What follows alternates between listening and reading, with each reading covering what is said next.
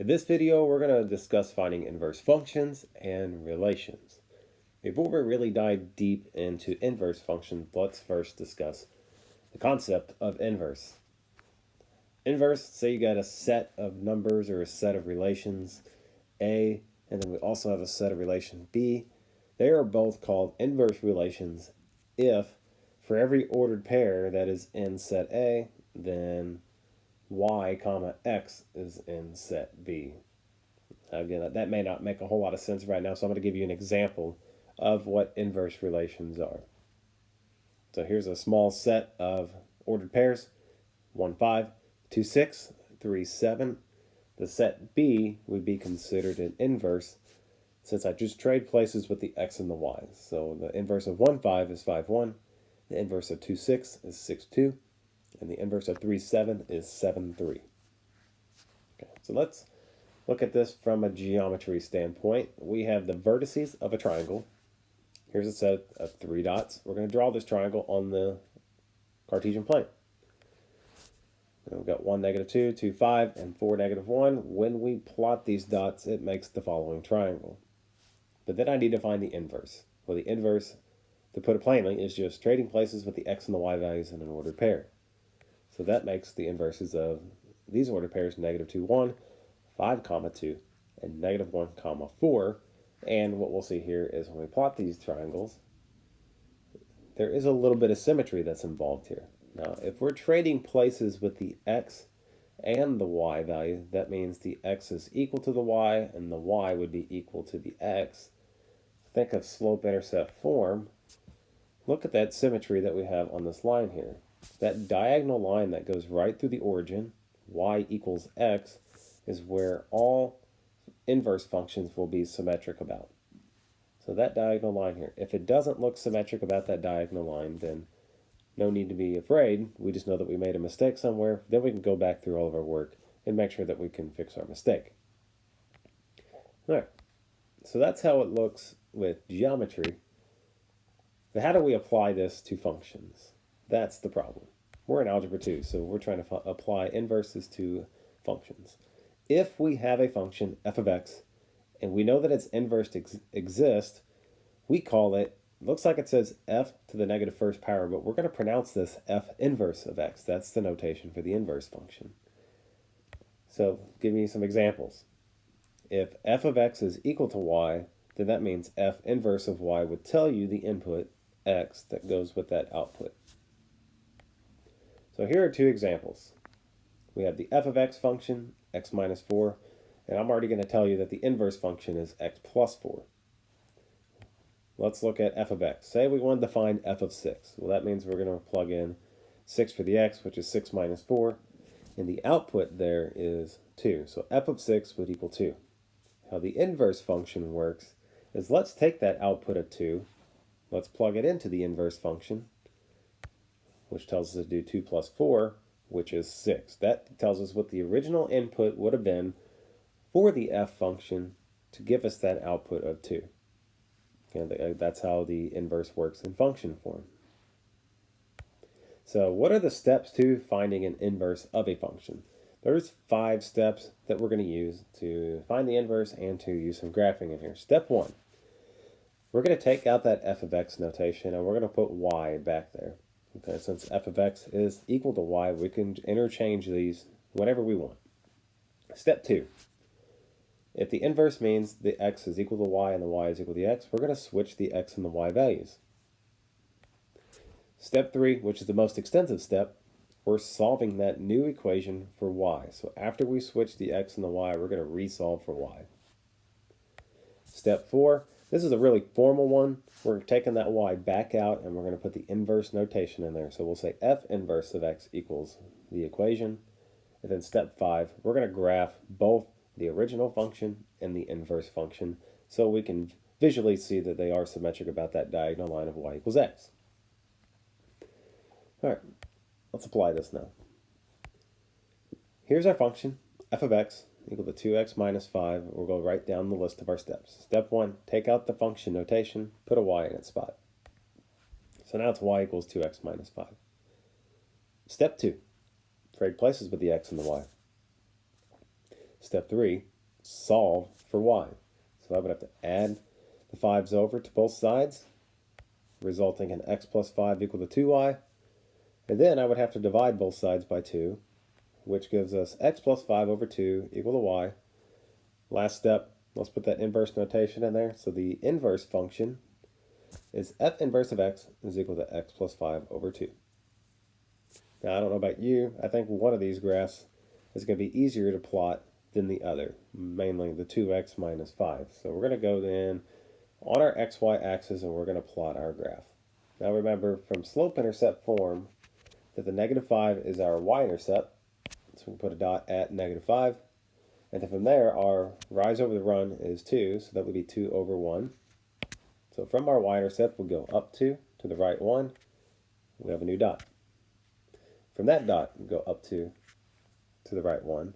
And we got enough dots here that we can draw our line. Here's our function f of x. Now, I could go in and I could try to work out the inverse function here and graph it in slope-intercept form, but again, this may be difficult for some people. We have 3 ordered pairs here. Those 3 ordered pairs, if we were to write those down, we had the y-intercept at 0, negative 5. The next dot we had when we had to rise 2 and run 1, we got 1, negative 3. And after we did a second rise over the run, we got 2, negative 1. Well, an inverse ordered pair is just switching places with the x and the y. So I can just take the inverse of those ordered pairs. I have 3 dots that should fall on the following function right here. So plotting the negative 5 and the 0, the negative 3, 1, and the negative 1, 2, we have dots that we can draw a line through now. That line would be our inverse function. And what you should see here, those 2 graphs are definitely symmetric about that y equals the x line. So don't be afraid to graph one of the functions, pick a few of the ordered pairs that are off of it, and then find the inverse of those ordered pairs, and that'll be the graph of the second function. So that's slope-intercept form. Usually those aren't too difficult to find the inverse of. What if we get something like this that's a quadratic? X squared plus 2. Well, we'll go through, find our inverse, take out the f of x notation, put the y in its spot. Step 2, trade places with the x and the y. And now we're going to solve for y. That tells us let's subtract 1 to both sides, giving us x minus 1 equal to y squared. And we got to get rid of the second power. The only way we can get rid of that second power is we have to square root both sides. And also, we're doing an equation here, so when we do an equation and we're square rooting, we have to put plus or minus in front of our square root sign. The square root cancels out the square on the right side. So plus minus the square root of x minus 1 is equal to y. And for now, we're going to put that inverse notation in there. F inverse of x is equal to plus or minus the square root of x minus 1.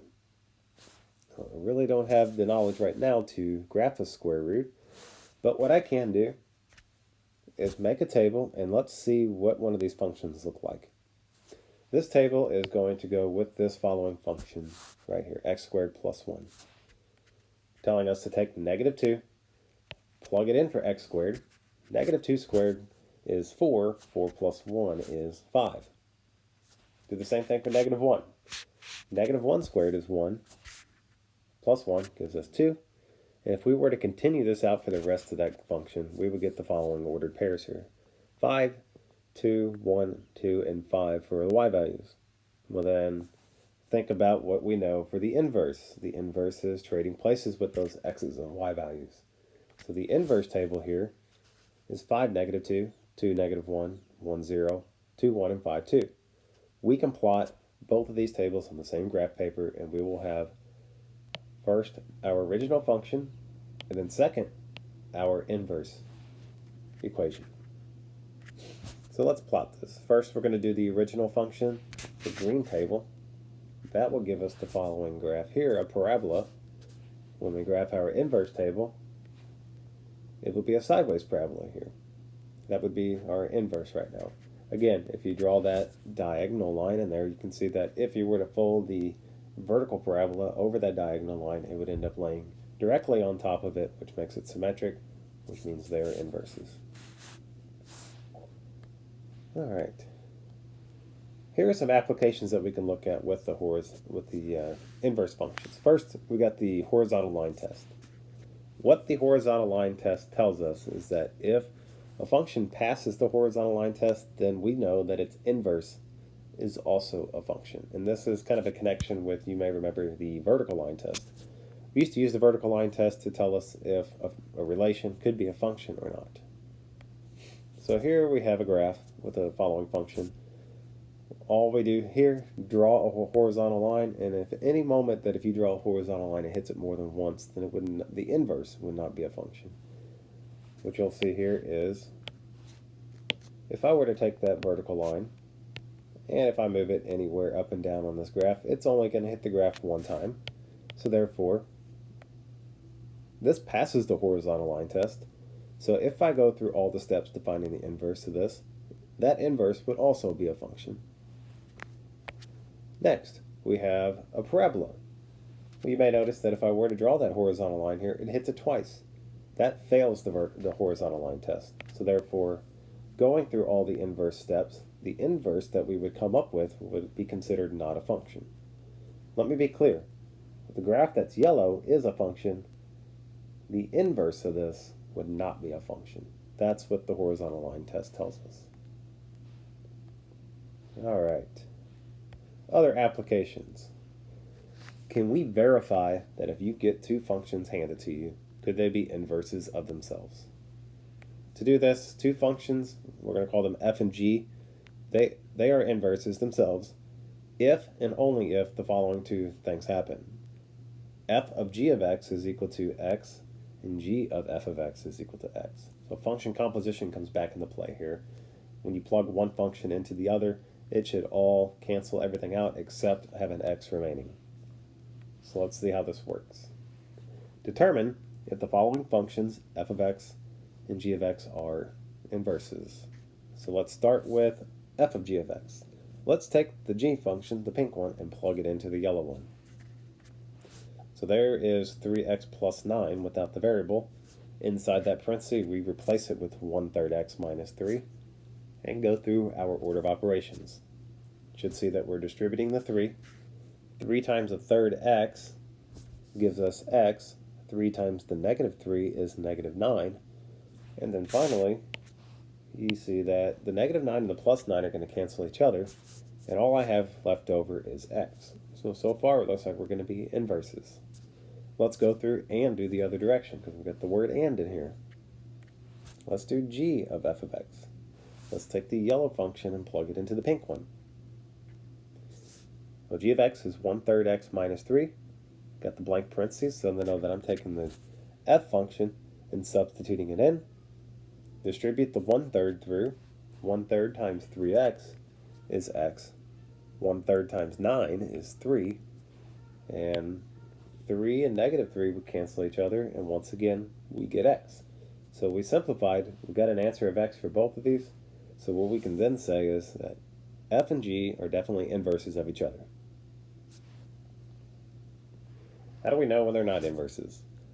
Here we have f function 4x squared and the g of x function 2 times the square root of x.